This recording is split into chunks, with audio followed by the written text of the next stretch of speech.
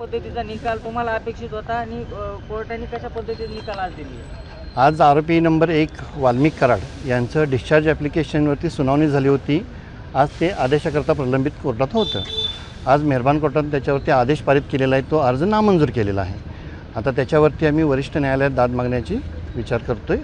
त्यामुळं म्हणजे त्या ह्याच्यावरती आदेश आम्ही वरिष्ठ न्यायालयामध्ये चॅलेंज करतो आहे. कशा पद्धतीचा युक्तिवाद कशा पद्धतीचा झाला आणि कोर्टाला कुठले मुद्दे मान्य झाले, कुठले मुद्दे मान्य नाही झाले? नाही, आता ती आदेश अजून बाहेर आलेला नाही आहे. कोर्टाने फक्त ओरल सांगितलं की तो अर्ज नामंजूर केलेला आहे.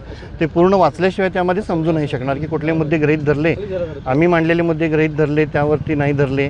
हे संपूर्ण आपल्याला आदेशाची पूर्ण वाचल्यानंतरच समजेल. हां, आज आरोपी नंबर 1 वाल्मिक कराड यांचा जामीन अर्ज दाखल केलेला आहे. इतर आरोपींनी सुद्धा डिस्चार्जसाठी अर्ज केलेत, कुणी केलेत? हो, आरोपी नंबर 2 आणि 3 ते 7 यांनी डिस्चार्जसाठी अर्ज दाखल केलेला आहे.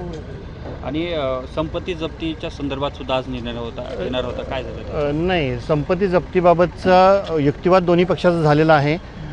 त्यांनी संपत्ती जप्तीकरता अर्ज दाखल केलेला होता आणि आम्ही जे काही खाती गोठवलेले आहेत त्याच्यावरती निर्बंध उठवण्याकरता अर्ज दाखल केला होता. दोन्हीवरती सुनावणी पूर्ण झालेली आहे, पण न्यायालय पुढील तारखेला आदेश होईल असं म्हटलं. पुढील सुनावणी 4 ऑगस्ट रोजी होणार आहे, परंतु तत्पूर्वी तुम्ही उच्च न्यायालयावर दाद मागणार आहे? हो, आता त्याच्या कागदपत्रांच्या सही शिक्क्याच्या नकला मिळाल्यानंतर आम्ही त्याबाबत वरिष्ठ न्यायालयामध्ये जाऊ. चार्ज फ्रेम संदर्भात युक्तिवाद झाला का? अजून चार्ज फ्रेम संदर्भात युक्तिवाद झालेला नाही आहे. अर्ज दिला? हां, ड्राफ्ट चार्ज पण कसं इतर आरोपींचा डिस्चार्ज अर्ज आल्यामुळे ड्राफ्ट चार्ज पण काही घेतलेलं रेकॉर्डवरती आलेला नाही आहे.